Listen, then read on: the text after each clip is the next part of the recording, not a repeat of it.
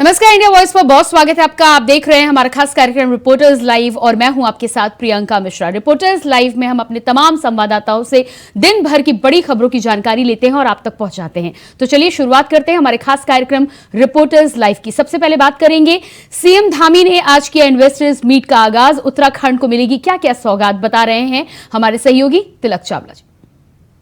आखिरकार धामी सरकार ने इन्वेस्टर मीट 2023 का आगाज कर दिया। दिल्ली में सीएम धामी ने दावा किया कि इस बार का इन्वेस्टर मीट पिछली बार की इन्वेस्टर मीट से जुदा होगा। साफ तौर पर लैंड बैंक एक बहुत बड़ी चुनौती उत्तराखंड के लिए, इस लिहाज से दावा यह भी कि लैंड बैंक चिन्हित कर लिया गया। लेकिन सवाल यही कि आखिरकार 2018 और इस बार के इन्वेस्टर मीट से धामी क्या कुछ जुदा करने वाले हैं। धामी ने इस दौरान दावा यह भी किया कि उत्तराखंड जहां एक तरफ पर्यटन के क्षेत्र में महत्वपूर्ण रोल अदा कर रहा है और दूसरी तरफ धर्म के लिहाज से भी, अध्यात्म के लिहाज से भी उत्तराखंड मील का पत्थर साबित कर रहा है। लेकिन सवाल सबसे बड़ा यही है कि इन्वेस्टर मीट में आखिरकार जो दावे किए जा रहे हैं, क्या वो धरातल पर उतर पाएंगे? क्या वाकई में इस बार धामी कुछ इतिहास रच पाएंगे? वैसे अगर पिछले 2006 या 5 का जिक्र करते हैं, तब उस वक्त तिवारी सरकार ने अपने दम पर इंडस्ट्रीज को स्थापित किया था उत्तराखंड में। लेकिन उसके बाद से अधिकांश ऐसे ही स्थितियां पलायन के लिहाज से भी महत्वपूर्ण बन गई, जहां आज गांव के गांव खाली पड़े हैं। इस लिहाज से यह बहुत महत्वपूर्ण सवाल बन जाता है कि क्या यह इन्वेस्टर मीट वाकई कामयाब होगी या फिर नहीं। अपने सहयोगी महेश के साथ तिलक चावला, इंडिया वॉइस, दिल्ली। कश्मीर में हुई मुठभेड़ में 3 जवान शहीद हो गए। खबर पर ज्यादा जानकारी दे रहे हैं हमारे संवाददाता नितिन चौधरी। जम्मू कश्मीर के अनंतनाग जिले के कोकर नगर में आज सुबह करीब सुरक्षा बलों के बीच में मुठभेड़ हो गई है। बता दें कि दहशतगर्दियों के खिलाफ जो है इसमें दो अधिकारियों को जो है मुठभेड़ कर दी गई है। बता दें साथ ही जिस तरीके से इसमें जो है डीएसपी भी बताए जा रहे हैं और साथ एक बड़े रैंक के अधिकारी भी इसमें मौजूद बताए जा रहे हैं, जिनको लेकर जो है आज सुबह मुठभेड़ हुई है। जम्मू कश्मीर में पुलिस के डीएसपी शहीद हो गए हैं। अधिकारियों ने बताया कि आज सुबह सूचना मिली थी कि आतंकियों को एक जगह देखा गया है। इसके बाद आतंकवादियों की तलाश मुठभेड़ शुरू हो गई है। सेना के कर्नल ने अपनी टीम का नेतृत्व करते हुए आतंकियों के ऊपर हमला बोल दिया है। इसमें आतंकवादियों ने उन पर गोलीबारी की और वह गंभीर रूप से घायल हो गए हैं। हालांकि आतंकवादियों के साथ मुठभेड़ में कर्नल मणिप्रीत सिंह, मेजर आशीष धनोका और जम्मू कश्मीर पुलिस के डीएसपी होमिया भट्ट शहीद हो गए हैं। अधिकारियों ने बताया कि डीएसपी होमिया भट्ट की 2 महीने की बेटी है। जम्मू कश्मीर पुलिस के रिटायर्ड आईजी गुलाम हसैन भट्ट के बेटे हिमू भट्ट को भी बहुत ज़्यादा खून बहने की वजह से बचाया नहीं जा सका। जानकारी के मुताबिक इलाके में सुरक्षा कर्मियों की टीम एक के ठिकाने पर आतंकियों का पीछा कर रही थी। सुरक्षा बलों को अधिकारियों उस स्थान पर चढ़ गए जहां से 2 से 3 आतंकवादियों को छिपने की सूचना मिली थी। लेकिन जैसे जैसे ऊपर चढ़ने और आतंकियों की फायरिंग कर दी तो इसी दौरान सेना के कर्नल मौके पर ही शहीद हो गए हैं, जबकि अन्य 2 अफसर गोली लगने से घायल हो गए हैं। उन्हें हवाई मार्ग के श्रीनगर के 92 वैस अस्पताल में लाया गया है, लेकिन उन्हें बचाया नहीं जा सका। लिहाजा दोनों अधिकारियों में शहीद हो गए हैं। उच्च पदस्थ सूत्रों ने कहा है कि इनपुट के अनुसार आतंकवादियों के समूह लश्कर टीआरएफ ग्रुप के थे। जम्मू कश्मीर में जिस तरीके से सुरक्षा बलों के बीच और दहशतगर्दियों के बीच में आज मुठभेड़ हुई है, तो बताया जा रहा है 2 से 3 आतंकवादी छुपे होने की खबर थी, लेकिन उसमें जो है 2 डीएसपी सहित 3 लोगों को जो है इसमें शहीद होना पड़ा। लेकिन बताया जा रहा है कि जिस तरीके से डीएसपी शहीद हुए हैं, उनकी 2 साल की बेटी बताई जा रही है। कैमरामैन निक्की के साथ मैं नितिन चौधरी, इंडिया वॉइस, दिल्ली। बिहार के मुजफ्फरपुर में बड़ा नाव हादसा हो गया। खबर पर ज्यादा जानकारी दे रहे हैं हमारी सहयोगी स्वीटी दीक्षित। बिहार के मुजफ्फरपुर में बड़ा हादसा हो गया। बता दें कि स्कूल जा रहे थे बच्चे, नाव पे बैठे हुए थे बच्चे। 30 बच्चों की संख्या बताई जा रही है। स्कूल जाने के लिए एक शोर से दूसरे शोर जाना पड़ता है नदी के, और ऐसे में बीच में ये नाव डगमगा गई और बच्चे गिर गए। ग्रामीणों और वहां पे कुछ लोग मौजूद थे जिनकी सहायता से 30 बच्चों को जो है उनमें से 20 बच्चों को बचा लिया गया है और 10 बच्चे अभी भी लापता है, जिनकी खोज भी लगातार जारी है। गोताखोर जो है लगातार मोर्चे पर तैनात कर दी गए हैं। पुलिस की टीम वहां पे पहुंच चुकी है। कोई भी ऐसी सुरक्षा नहीं वो खोना चाहती है जिसकी वजह से बच्चों की जान जाए। गोताखोर लगातार लगे हुए हैं बच्चों को ढूंढने में, खंगालने में, लेकिन अभी तक बता दें कि अभी तक जानकारी नहीं मिल पाई है और ना किसी के शव भी बरामद हुए, जिसके कारण और भी ज्यादा यहाँ पे सर्च ऑपरेशन में मुसीबतें पैदा हो रही है, क्योंकि लहर जो है वह लगातार बह रही है, जिसके कारण यहाँ पे नहीं सहयोग हो पा रहा है। डिसबैलेंस ना हो गई थी, जिसके बाद 30 के 30 बच्चे नाव में जा गिरे। कुछ बच्चों को स्विमिंग भी आती थी, उन्होंने अपनी जान खुद से बचा ली, कुछ को ग्रामीणों ने सहायता से यहाँ पे जान बचाई। बता दें कि हर रोज का ये मामला है जब नाव से एक छोर से दूसरे छोर जो है नदी पार करके बच्चे स्कूल जाते हैं, और ऐसे में प्रशासन पे कई सवाल खड़े हो रहे हैं। अब देखते हैं होगा कि क्या ये मामला राजनीतिक रूप लेगा, क्योंकि अब देखिए आरोप प्रत्यारोप भी लगातार होते हैं ऐसे मामले में। अब देखना होगा कि कितने बच्चों की जान इसमें जाती है और कितने बच्चों को गोताखोर की सहायता से ढूंढ निकाल लिया जाता है। कैमरा पर्सन के साथ श्रुति दीक्षित, इंडिया वॉच। आजम खान के ठिकानों पर आईटी की छापेमारी लगातार जारी है। खबर पर ज्यादा जानकारी दे रहे हैं हमारी संवाददाता स्वीटी दीक्षित। आजम खान के कई ठिकानों पर लगातार छापेमारी चल रही है। बता दें 30 घंटे से ज्यादा हो चुके हैं, लेकिन छापेमारी बंद होने का नाम नहीं ले रही है।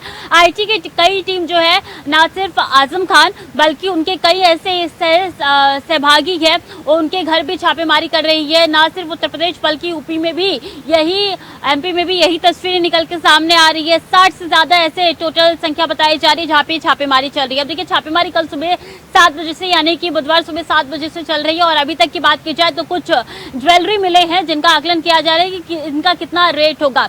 कहा यह जा रहा है कि अंदर से सामान बाहर लाया जा रहा है, कुछ सामान बाहर से अंदर लाया जा रहा है, यानी कि कुछ मशीन भी हो सकती है। इसमें कागजात जब्त कर लिए गए हैं। हेराफेरी कितनी हुई है इसका पूरा अंदेशा लगाया जा रहा है। आईटी विभाग की टीम जो अंदर मौजूद है, कोशिश यही है कि जल्द से जल्द जितना हो सके छापेमारी को अंजाम दिया जाए और जितना सबूत हो सके वो इकट्ठा किया जाए। इसी के साथ अंदर जो बता दें आपको कि ज्वेलरी भी ले ली गई है और ज्वेलरी जो हो या फिर गैजेट हो सब जब्त कर लिए गए हैं। आकलन किए जा रहे हैं, खंगाला जा रहा है, बारीकी से जांच पड़ताल हो रही है। ये पूरा मामला जो है अल जोहर ट्रस्ट जो कि विश्वविद्यालय है उसको लेकर उसके संस्थापक है आजम खान और उनके जो सह प्रभारी है सबकी तलाश चल रही है। इस समय कहा यह गया है कुछ बड़ा घोटाला यहाँ पे किया गया है। 2019 में बता दें कि 30 केस दर्ज हुए थे। इसके बाद से अब ये छापेमारी चल रही है। आरोप प्रत्यारोप भी लगातार चल रही है। जहाँ बीजेपी लगातार कह रही है आईटी अपने काम कर रही है, तो वही देखिए समाजवादी पार्टी की तरफ से कहा गया है कि हमेशा से ये देखने आए हैं कि जिस तरीके से अगर चुनाव में हार होती है, चुनाव नजदीक आते हैं, तब बीजेपी अपने हथियार यानी कि ईडी, सीआईडी, सीबीआई, आईटी को भेज देती है रेड करने के लिए। और यही तस्वीर ठीक घोसी के उपचुनाव के बाद निकल के सामने आया है। बता दें कि घोसी में बीजेपी को हार मिली है और समाजवादी पार्टी को जीत दर्ज हुई है, और इसके बाद से लगातार ये आईटी की छापेमारी चल रही है। और ऐसे में अखिलेश यादव ने भी ट्वीट करके कह दिया है कि जब सरकार कमजोर पड़ती है तो छापेमारी यहाँ पे लगातार तेज होती जाती है। कैमरा पर्सन के साथ श्रुति दीक्षित, इंडिया वॉइस। वाराणसी में एएसआई टीम ने बढ़ाई सर्वे की रफ्तार। खबर पर ज्यादा जानकारी दे रहे हैं संवाददाता विकास चौबे। वाराणसी के जिला न्यायालय के आदेश पर शुरू होने वाला ज्ञानवापी में एएसआई के साइंटिफिक सर्वेक्षण का कार्य लगातार जारी है। आज 40वां दिन है जब एएसआई की टीम परिसर में दाखिल है और एक एक चीजों की बाकायदा जांच की जा रही है, गहनता से सर्वे किया जा रहा है, क्योंकि निश्चित तौर पर ये सर्वे कई मायनों में काफी ज्यादा महत्वपूर्ण है। आपको बता दें कि पूरे परिसर को जो है घेर दिया गया है, जहां पर परिंदा भी पर नहीं मार सकता। चाक चौबंद व्यवस्था है, जहां पर अर्धसैनिक बलों के साथ साथ स्थानीय पुलिस और उसके अलावा एसपीजी के कमांडो भी तैनात किए गए हैं, क्योंकि ये सर्वे निश्चित तौर पर कई मायनों में महत्वपूर्ण भी है। आपको बता दें कि आज 40वां दिन है जब एएसआई नई नई संभावनाओं को तलाश रही है और साथ ही साथ नई नई तकनीकों के माध्यम से आधुनिक मशीनों का प्रयोग भी किया जा रहा है, क्योंकि ये सर्वे निश्चित तौर पर कई मायनों में महत्वपूर्ण है। और इसके नजरिए से देखा जाए तो आज 40वां दिन है तो दूसरे चरण का सर्वे भी जारी है, क्योंकि आपको बता दें कि जिला न्यायालय के आदेश पर शुरू होने वाला ये सर्वे 3 सितंबर तक इसकी तारीख नियत की गई थी। 3 सितंबर को जो है एएसआई को अपनी रिपोर्ट कोर्ट में सौंपनी थी, लेकिन वहीं जब आगे एएसआई ने और अतिरिक्त समय मांगा था 8 हफ्तों का, वो समय भी अब शुरू हो चुका है और दूसरे राउंड का सर्वे लगातार जारी है। इस समय भी जो है एएसआई की टीम अंदर मौजूद है और एक एक चीजों की बाकायदा जांच की जा रही है आधुनिक तकनीकों के माध्यम से। साथ ही साथ जो है जीपीआर तकनीक का भी प्रयोग किया जा रहा है, क्योंकि ये भी एक महत्वपूर्ण पहलू है कि कहां पर हम मशीनें प्रयोग करेंगे और किन की चीजों की जांच की जाएगी, क्योंकि कोर्ट का जो आदेश है, कोर्ट का साफ साफ तौर पर गाइडलाइन दिया गया है एएसआई को कि आपको खुदाई से बचना होगा। साथ ही साथ ऐसी तकनीक का प्रयोग नहीं करेंगे, ऐसे तरीके का प्रयोग नहीं करेंगे जिससे वो जो पूरा ढांचा है उसको क्षति पहुंचे। तो ये भी काफी ज्यादा महत्वपूर्ण है और कोर्ट की टिप्पणी को ध्यान में रखते एएसआई अपना सर्वे काम कर रही है। अब ये देखने वाली बात हुई कि कब तक सर्वे पूरा होता है और क्या कुछ चीजें निकलकर सामने आती है। तब तक के लिए हमें आगे की तारीख का वेट करना होगा, जब तक कोर्ट में जो है एएसआई अपना रिपोर्ट सौंपती है। वाराणसी से Vikas Chaubey, India Voice. Agra ENTF unit को मिली बड़ी कामयाबी। क्या है पूरा मामला, बता रहे हैं संवाददाता Aamir Qadri. Agra anti narcotics team के incharge deputy SP Irfan Nasir Khan की लीडरशिप के अंदर मथुरा में 50 किलो गांजे के साथ में 4 लोगों को गिरफ्तार किया गया है।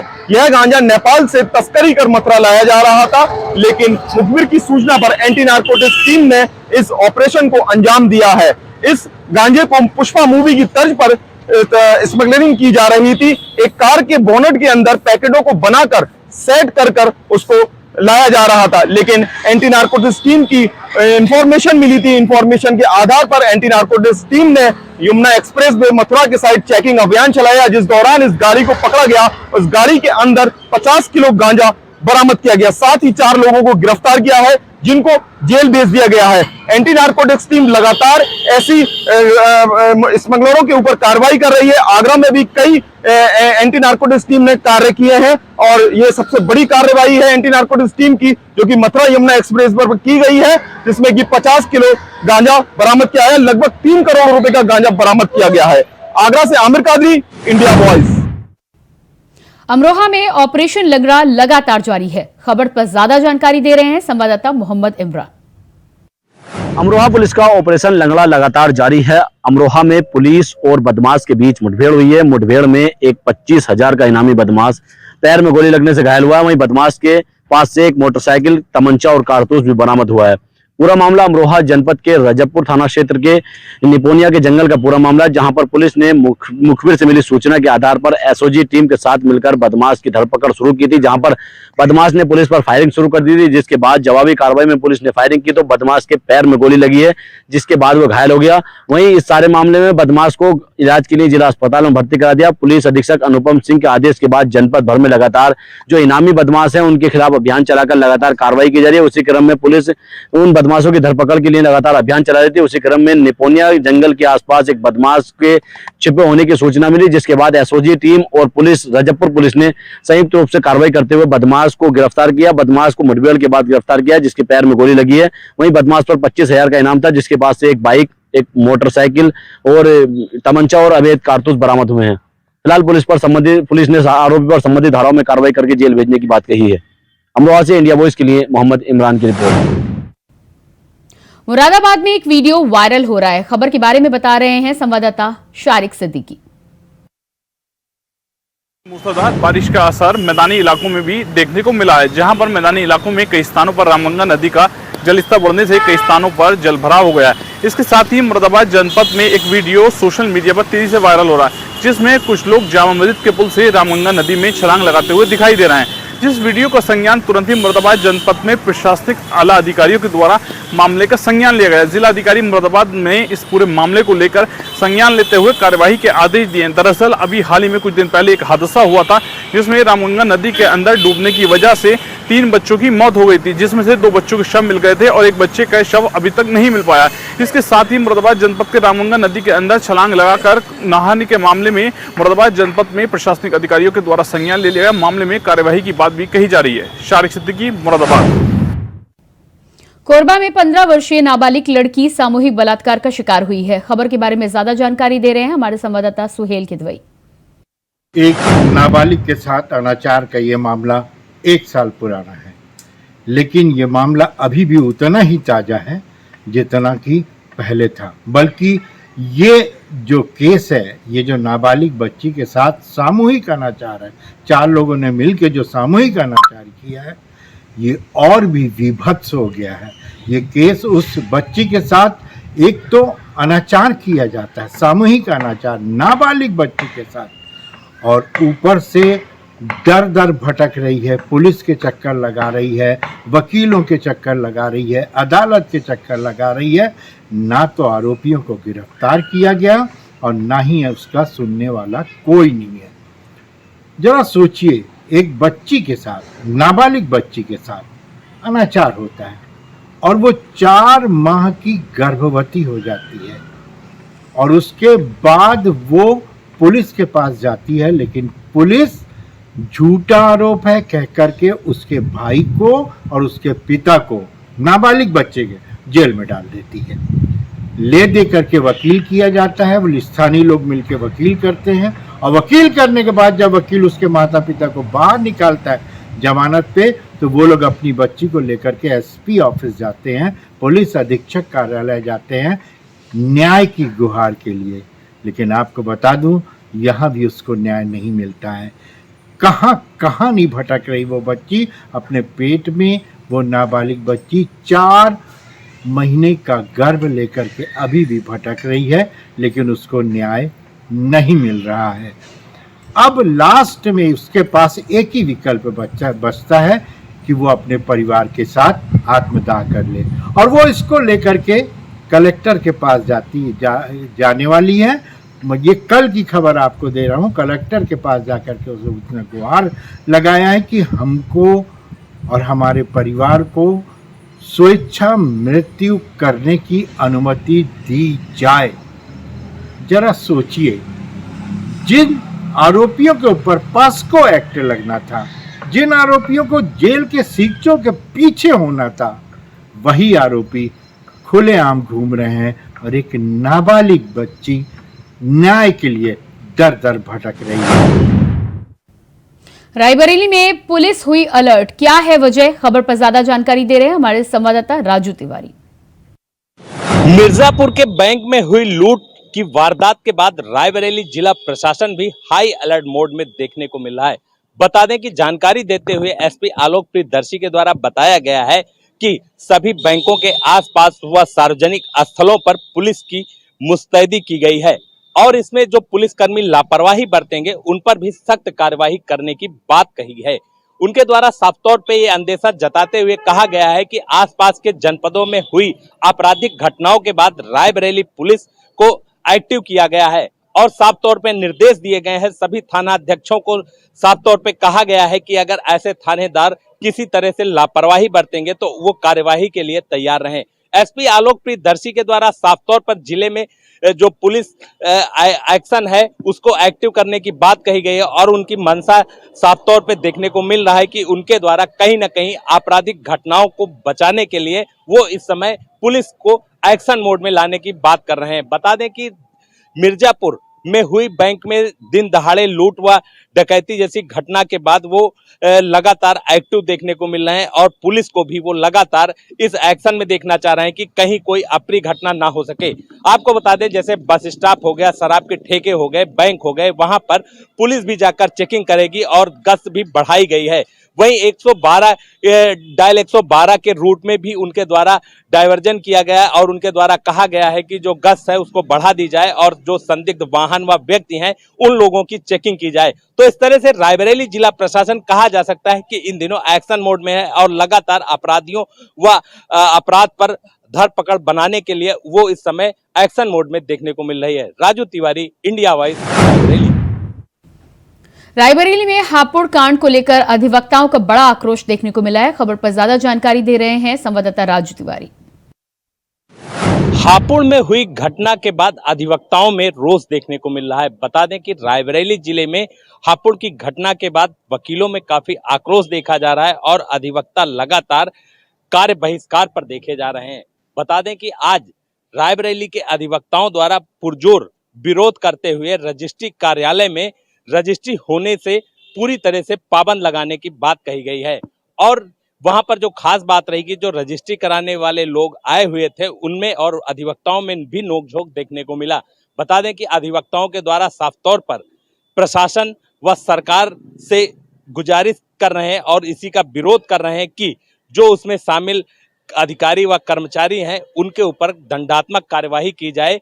इससे पहले वो अपने कार्य पर नहीं आएंगे, ऐसा अधिवक्ताओं के द्वारा बताया गया है। बता दें कि लगातार रायबरेली जिले में ऐसे उग्र प्रदर्शन को लेकर अधिवक्ताओं में काफी रोष देखने को मिल रहा है और अधिवक्ताओं के द्वारा साफ तौर पे देखा जा रहा है कि किस तरह से वो कार्य बहिष्कार पर है। वहीं आपको बता दें कि जो आने वाले फरियादी हैं कोर्ट में, निबंधन कार्यालय में, तहसीलों में, ऐसे लोगों को काफी परेशानी का सामना भी करना पड़ रहा है। लेकिन लगातार अधिवक्ताओं के बढ़ते उग्र आक्रोश को लेकर अभी तक किसी भी तरह से संज्ञान नहीं लिया गया है, जिसको लेकर अधिवक्ताओं में काफी आक्रोश व्याप्त है। Raju Tiwari, India Voice, Raebareli. कासगंज में डीजी आगरा जोन ने अधिकारियों के साथ की बैठक, क्या कुछ रहा खास, बता रहे हैं संवाददाता अशोक शर्मा। आगरा जोन की एडीजी अनुपम कुलश्रेष्ठ आज कासगंज जनपद के दौरे पे, वहीं उन्होंने आज कासगंज पुलिस अधीक्षक कार्यालय पर जनपद के सभी थाना अध्यक्षों व आधा अधिकारियों के संग मीटिंग की। उस मीटिंग के दौरान सबसे बड़ी चीज उन्होंने सबसे ज़्यादा सख्त आदेश महिला शोषण को लेकर तथा अपराधियों पर नकल कसने को लेकर किया। दूसरी चीज़ कि उन्होंने अपने जनपद कासगंज जनपद में जो 2700 CCTV कैमरे लगाने का प्रस्ताव 60 दिन के अंदर दिया है, जिससे अपराधियों में और अपराध होने में कमी आएगी। कासगंज इंडिया वॉइस के लिए अशोक शर्मा की रिपोर्ट। हरिद्वार में सनातन धर्म को अपमानित करने वालों के खिलाफ अखाड़ा परिषद की हुई महत्वपूर्ण बैठक। खबर के बारे में ज्यादा जानकारी दे रहे हैं हमारे संवाददाता विकास चौहान। सनातन धर्म पर लगातार राजनेताओं के द्वारा लगातार किए जा रहे हमले से अखाड़ा परिषद ने एक इमरजेंसी बैठक बुलाई और जिसमें 3 मुद्दों पर उनकी चर्चा हुई और 3 मुद्दों पर एक निंदा प्रस्ताव यहां पर पास किया गया, जिसमें सबसे पहले जिस तरह से सनातन पर जिस तरह से लगातार राजनेता कोई ना कोई टिप्पणी कर रहे हैं जिसको लेकर उस पर निंदा प्रस्ताव यहां पर पास किया गया, ऐसे नेताओं का बहिष्कार की बात की गई। तो वहीं जिस तरह से स्वामी नारायण एक समाज है उसके द्वारा हनुमान जी के चरणों में बैठाया गया है, अपने जो स्वामी नारायण उनके भगवान हैं उनके अपमान यहाँ पर कहीं ना कहीं उन्होंने माना है कि हनुमान का अपमान यहाँ पर किया है। तो ऐसे संप्रदाय की भी कहीं ना कहीं उन्होंने निंदा की है और कहा है कि एक पत्र के माध्यम से स्वामी नारायण समाज को एक पत्र भेजा जाएगा और हनुमान की जिस तरह से निंदा उन्होंने अपमान किया है उसका खेद जताने के उनसे कहा जाएगा। वहीं तीसरी जो निंदा प्रस्ताव यहाँ पर बैठक में पास हुआ है उसमें जिस तरह से धार्मिक जो हिंदू धार्मिक ग्रंथ हैं उनका कहीं ना कहीं कुछ लोग जिस तरह से गलत व्याख्यान कर रहे हैं उनको लेकर भी निशाना साधा गया है, उनकी निंदा की गई है। तो अखाड़ा परिषद ने जिस तरह से जो बैठक यहाँ पर आहूत की उसमें 3 प्रस्ताव यहाँ पर पास किए गए और तीनों ही प्रस्तावों में कहीं ना कहीं जो सनातन धर्म और हिंदू धर्म और जिस तरह से लगातार उस पर प्रहार किए जा रहे हैं उसको लेकर चिंता व्यक्त की और यहाँ पर प्रस्ताव पास किए और ये भी कहा है कि लगातार अब जन जागरण किया जाएगा और ऐसे लोगों के खिलाफ जो सनातन धर्म का हिंदू धर्म का अपमान करते हैं उनसे कहीं ना कहीं उनकी निंदा की जाएगी, उनको समाज से बहिष्कृत करने का काम किया जाएगा। विकास चौहान, इंडिया वॉइस, हरिद्वार। बुलंदशहर में पुलिस ने गैंगस्टर सौरभ की संपत्ति कुर्क की है। खबर पर ज्यादा जानकारी दे रहे हैं हमारे संवाददाता वरुण शर्मा। उत्तर प्रदेश सरकार लगातार आरोपियों पर कार्रवाई करने में लगी है, तो वहीं बुलंदशहर पुलिस ने भी एक गैंगस्टर एक्ट के आरोपी के खिलाफ कुर्क की कार्रवाई की गई है। आपको बता दूं, थाना बीबी नगर थाना क्षेत्र में एसडीएम और सीओ के नेतृत्व में मुनादी कराकर एक सौरभ नाम के व्यक्ति जो गैंगस्टर है उसके खिलाफ कार्रवाई करते हुए 33 लाख रुपए की संपत्ति को कुर्क किया गया है। बाकायदा एसडीएम सीओ मौके पर पहुंचे और मुनादी कराई और आरोपी की संपत्ति कुर्क की है। वहीं एसडीएम ने जानकारी देते हुए बताया कि शासन और जिला अधिकारी के आदेश पर यह कार्रवाई की गई है। आरोपी पर 9 से अधिक मुकदमे जो गंभीर धारा में दर्ज किए गए हैं, इसने अपराध के चलते यह संपत्ति इकट्ठी की है और जिसके चलते शासन के आदेश पर कार्रवाई की गई है। Varun Sharma, India Voice, Bulandshahr. मुरादाबाद में एक ही गांव के 6 लोगों की मौत से क्या मामला बना है, क्या है पूरा मामला, बता रहे हैं हमारे संवाददाता शारिक सिद्दीकी।